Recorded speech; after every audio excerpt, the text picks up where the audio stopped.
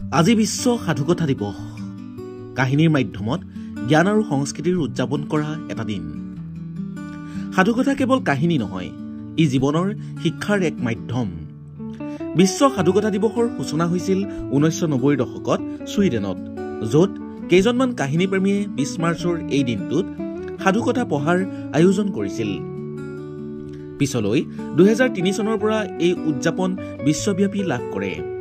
প্ৰতি বছৰে এটা নিৰ্দিষ্ট বিষয়বস্তুৰ ওপৰত আলোচনা কৰা হয়, আৰু এইবাৰৰ বিষয়বস্তু হৈছে সেতু বন্ধন।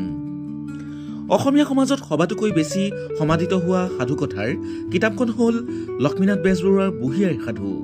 যোৱা 100 বছৰতকৈও অধিক কাল অসমীয়া সাহিত্যত বৰগছ হৈ থিয় দি থকা, বহু যুগ ধৰি শিশু আনকি ডাঙৰ মানুহৰো মানসিক চাহিদা পূৰ কৰিব পৰা একমাত্ৰ সাধুৰ পুথিখনেই হ'ল বুঢ়ী আইৰ সাধু।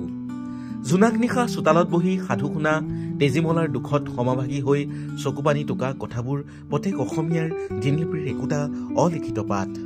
আজিৰ এই বিশ্ব সাধুকথা দিৱসে আমাক সোঁৱৰাই দিছে যে কাহিনীৰ জৰিয়তে আমি কেৱল অতীতৰ সৈতেই সংযোগ স্থাপন কৰাই নহয়, ভৱিষ্যতৰ বাবেও এক সেতু নিৰ্মাণ কৰোঁ। এই উৎসৱে আমাৰ সংস্কৃতিৰ শিপাক গভীৰ কৰাৰ লগতে বিশ্বৰ আন সংস্কৃতিৰ সৈতে মিলনৰ এক সুন্দৰ পথ মুকলি কৰিছে। News desk report, live Assam.